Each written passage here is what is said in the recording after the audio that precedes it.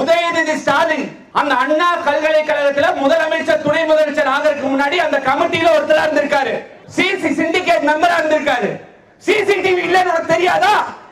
இன்னைக்கு நான் கேட்கிறேன், உதயநிதி ஸ்டாலின் இத்தனை ஆடியோ லான்ச் ஃபங்க்ஷனுக்கு போய் பேசுறியே, துணை முதல்வர் உனக்கு துப்பு இருக்கா? ஒரு பெண் உங்க வீட்டு பெண்ணாண்ட அப்படி வாய் மூடிட்டு இருப்பியா? சொல்லியா? ஸ்டாலின் தூத்துக்குடியில போய் டீ குடிச்சுட்டு இருக்கீங்க. உங்க வீட்டு பெண்ணுக்கு இந்த மாதிரி ஏதோ ஒன்று நடந்துச்சுன்னா இப்படித்தான் தூத்துக்குடியில போய் டீ குடிச்சிட்டு இருப்பீங்களா?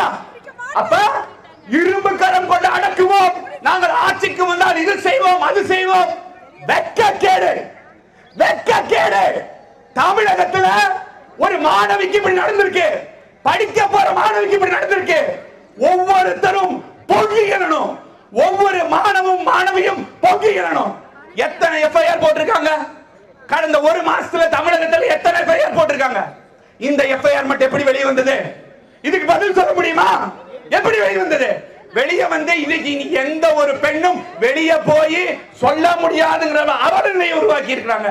எனவே ஒன்னே ஒண்ணு மட்டும் சொல்லிக்கிறோம், இன்னைக்கு ஸ்டாலினும் உதயநிதி ஸ்டாலினும் இதற்கு வாயை திறக்க வேண்டும். தமிழகத்தில் இருக்கும் பெண்கள் அனைவரும் அவமானப்படுத்துவது போல் உதயநிதி ஸ்டாலினும் இது வாயை திறக்காமல் இருக்கிறது வன்மையாக கண்டிக்கிறோம் என கூறி, கண்டிப்பாக யார் அந்த சார், யார் அந்த சார், யார் அந்த சார், யார் அந்த சார், யார் அந்த சார் என்ற கேள்வி தொடர்ந்து மாணவர்கள் நாங்கள் கேட்பது என்று வாய்ப்புக்கு நன்றி கூறி விடைபெறுகிறேன். நன்றி, வணக்கம்.